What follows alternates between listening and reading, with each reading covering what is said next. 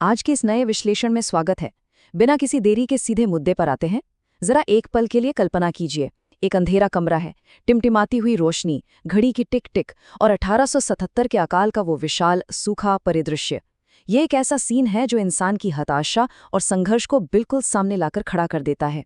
देखिए, अक्सर ऐसा होता है ना कि कोई बहुत ही मोटिवेशनल बात सुनने के बाद अंदर एक आग सी लग जाती है। लगता है बस आज ही सब कुछ बदल देंगे, बड़े बड़े वादे कर लिए जाते हैं। लेकिन असली कहानी तो इसके बाद शुरू होती है। सवाल ये है कि जब वो शुरुआती जोश ठंडा पड़ जाता है, तब क्या होता है? जब असफलताएं बार बार सामने आके खड़ी हो जाती हैं, वो पहली एनर्जी जब पूरी तरह खत्म हो जाती है और जिंदगी सच में इम्तिहान लेने लगती है, तब क्या होता है? ये जानना तो बहुत आसान है कि क्या करना चाहिए। लेकिन जब लाइफ लगातार टेस्ट ले रही हो, तब हर एक दिन उस काम को करना, उसे अंजाम तक पहुंचाना ही असली लड़ाई है। सिर्फ जोश में आकर शुरुआत कर देना काफी नहीं है, उस काम को रोजाना एग्जीक्यूट करना ही सबसे बड़ी चुनौती होती है। और यहीं से असली फर्क समझ में आता है। किसी भी प्रोजेक्ट को शुरू करना महज एक चिंगारी की तरह है, एक ऐसी चिंगारी जो भड़की और तुरंत बुझ गई। लेकिन जो चीज उस काम को असल में टिकाए रखती है, वो है अनुशासन की भट्ठी, यानी डिसिप्लिन। एक ऐसी भट्ठी जो लगातार जलती रहती है, जिसमें एक गहरी और तेज तपिश होती है। आज उस दिन का इकट्ठा करने वाले शुरुआती स्टेज से बहुत आगे जाने की जरूरत है। इस कड़वे सच को समझना होगा कि मोटिवेशन सिर्फ एक चिंगारी भर है, लेकिन असली ताकत तो अनुशासन की उसी भट्ठी में छिपी है। तो चलिए सबसे पहले बात करते हैं भाग 1 की, प्रगति का भ्रम। ये एक बहुत ही आम सिचुएशन है। लोग ग्रैटिट्यूड और मोटिवेशन को तो बहुत अच्छे से समझते हैं। अनगिनत कहानियां देखी जाती हैं, मास्टर क्लास अटेंड किए जाते हैं, करियर गाइड खरीदे जाते हैं। उस वक्त सब कुछ एकदम परफेक्ट लगता है। लेकिन जैसे ही जिंदगी में थोड़ी सी भी असुविधा या अनकंफर्टेबल सिचुएशन आती है, उसी पल हार मान ली जाती है और काम छोड़ दिया जाता है। सच कहूं तो तुरंत मिलने वाला आराम एक ऐसा जाल है, एक ऐसा नशा है जो बड़े बड़े सपनों को जड़ से खत्म कर देता है। इसे ऐसे समझिए जैसे दिल्ली में 49 डिग्री सेल्सियस वाली वो भीषण हीट वेव। हमारे शहर आज एक कंक्रीट के ओवन में बदल चुके हैं। ऐसी एक्सट्रीम कंडीशन में जब तुरंत आराम पाने के रास्ते खोजे जाते हैं, तो जो लॉन्ग टर्म सोल्यूशन है, उन्हें हम पूरी तरह इग्नोर कर देते हैं। इस बात को एक बहुत ही सटीक और आसान उदाहरण से समझा जा सकता है। एयर कंडीशनर और पेड़ का अंतर। भीषण गर्मी में अक्सर तुरंत राहत पाने के लिए एसी चला लिया जाता है, लेकिन वो एसी जो गर्म हवा या एग्जॉस्ट बाहर फेंकता है, वो आस पड़ोस को, बाकी सबके लिए एक जीता जागता नरक बना देता है। प्रेरणा या मोटिवेशन बिल्कुल उस एसी की तरह ही है, एक टेम्पररी फिक्स। इसके उलट अनुशासन एक पेड़ लगाने जैसा है। हाँ, ये एक धीमी और काफी उबाऊ प्रक्रिया है, जिसे बड़ा करने और बचाने में पीढ़ियां तक लग जाती हैं। लेकिन लॉन्ग टर्म में अंततः यही हमारे आसपास की दुनिया को सच में ठंडा करता है। अब आते हैं भाग 2 पर, घोंसले की सुरक्षा। देखिए, सिर्फ तिनके इकट्ठा करना ही काफी नहीं होता। बात 2026 की ओर तेजी से बढ़ने की हो रही है, जहां कुछ बड़ा बनाने का मतलब सिर्फ छोटे छोटे एफर्ट्स जोड़ना नहीं रह गया है, बल्कि उन एफर्ट्स को, उस घोंसले को आने वाले बड़े तूफानों से बचाना भी है। एक पक्षी सिर्फ तिनके जमा नहीं करता, वो उन्हें इस समझ के साथ बुनता है कि 140 साल का भयंकर मेगा एल नीनो तूफान आकर सब कुछ उड़ा सकता है। और यहीं पर एंट्री होती है मैप फ्रॉड की।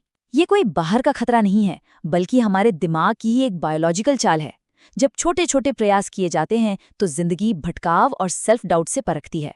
हमारा दिमाग खुद को बचाने के लिए सर्वाइवल से ज्यादा आराम को प्रायोरिटी देता है और मनगढ़ंत बाधाएं पैदा कर देता है।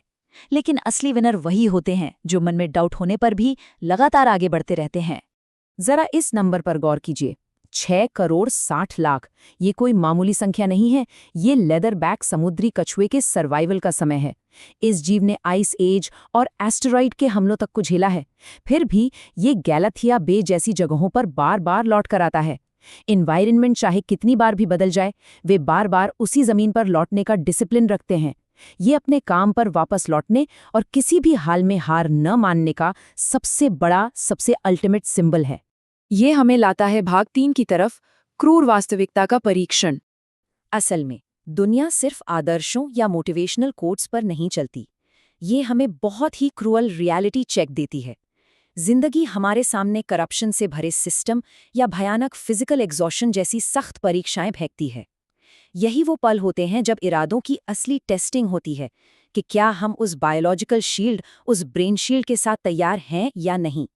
उदाहरण के लिए हाल ही की नीट पेपर लीक वाली घटना को ही ले लीजिए। सोचिए उस स्टूडेंट के बारे में जो दिन रात एक करके कड़ी मेहनत से पढ़ता है, लेकिन जैसे ही उसे पेपर लीक के बारे में पता चलता है वो पढ़ाई छोड़ देता है। उसे लगता है कि पूरा सिस्टम ही खोखला है, और वो इसी बात को एक बहुत ही कन्वीनियंट बहाना बना लेता है कि अब तो कोशिश करने का कोई फायदा नहीं। लेकिन इसी खोखलेपन के बीच एक अनुशासित व्यक्ति क्या सोचता है? अनुशासन कहता है, सिस्टम चाहे जितना भी भ्रष्ट हो, मैं अपनी पढ़ाई जारी रखूंगा।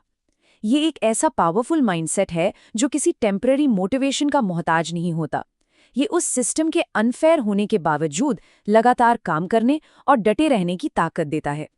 और अगर अनुशासन या किसी बैकअप प्लान की कमी के असली ग्राउंड लेवल नुकसान को देखा जाए तो ये चौंकाने वाला आंकड़ा सामने आता है, $194 बिलियन।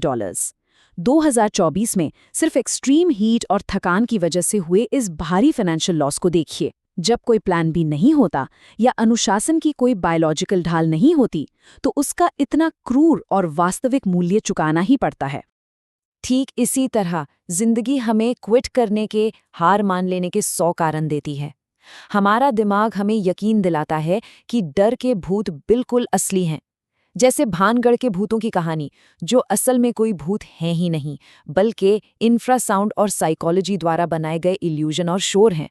सच तो ये है कि जो कारण काम छोड़ने के लिए उकसाते हैं वो भी अक्सर इसी तरह के साइकोलॉजिकल शोर होते हैं। कोई असली खतरा नहीं, वो सिर्फ उस दिमाग की आवाज होते हैं जो मेहनत से बचना चाहता है और बस आराम ढूंढ रहा है।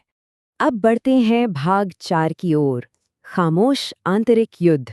सोचिए, पहली असफलता के बाद क्या होता है? तब क्या होता है जब कोई भी ताली नहीं बजाता, कोई सपोर्ट नहीं करता, जब कोई और सारा क्रेडिट ले जाता है और मेहनत करने वाला पीछे छूट जाता है? देखिए, यही वो समय है जब असली काम बिल्कुल खामोशी से होता है।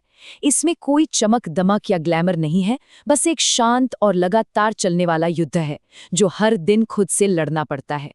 बात जब कंसिस्टेंसी यानी निरंतरता और इंटेंसिटी यानी तीव्रता की आती है तो एक दिन जोश में आकर 18 घंटे काम कर लेना किसी काम का नहीं है। जो चीज सच में गेम बदलती है वो है 365 दिन लगातार वो उबाऊ काम करना, वो भी तब जब बाकी सब सो रहे हों या सिर्फ शिकायतें कर रहे हों। इस शांत, रोजाना और बोरिंग दिखने वाले काम को पूरा करने में जो असीम ताकत है वो एक दिन के शो ऑफ में कभी नहीं मिल सकती। इसे एक अलग नजरिए से देखते हैं। हंटा वायरस का नाम सुना है?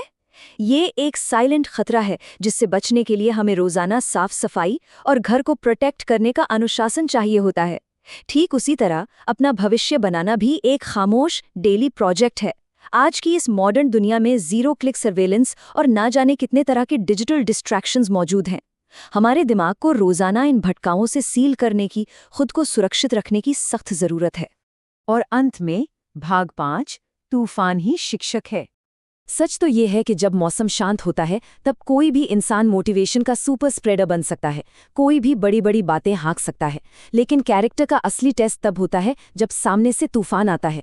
वो तूफान ही हमें असल में सिखाता है कि जो घोंसला इतनी मेहनत से बुना गया था वो आखिर कितना मजबूत है। इसलिए सिर्फ तिनके इकट्ठा करना बंद करके उन्हें प्रोटेक्ट करना शुरू करना होगा, क्योंकि बड़े सपने केवल मोटिवेशनल वीडियो देखने से पूरे नहीं होते, वे रोजमर्रा के उस ठंडे, कठोर और बोरिंग अनुशासन के जरिए ही जिंदा रहते हैं। अगर प्लान बी पर अभी तक काम शुरू नहीं हुआ है तो याद रखें कि 2026 का तूफान किसी का इंतजार नहीं करने वाला। दूसरों की तरफ देखना बंद करके अपनी प्रोग्रेस की रक्षा खुद करनी होगी, क्योंकि एक्सीलेंस या उत्कृष्टता दुनिया की एकमात्र ऐसी नोटिफाइड डिजास्टर है जिसे कोई भी कभी नजरअंदाज नहीं कर पाएगा। तो आखिर में एक बहुत ही बड़ा और अहम सवाल हमारे सामने खड़ा होता है। जब वो भारी तूफान फाइनली टकराएगा तो क्या सारे प्रयास केवल एक शुरुआती चिंगारी बनकर रह जाएंगे जो पहली ही तेज हवा में बुझ जाएंगे, या फिर उस घोंसले की रक्षा उस अनुशासन की भट्ठी करेगी जिसे हर दिन के उबाऊ और खामोश काम से तपाकर मजबूत किया गया है? ये गहराई से सोचने का समय है। इस चर्चा में अंत तक बने रहने के लिए बहुत बहुत धन्यवाद। ज्ञान हासिल करते रहिए और सबसे जरूरी बात, अपने घोंसले को सुरक्षित रखना कभी मत भूलिए। यही आगे बढ़ने का एकमात्र रास्ता है।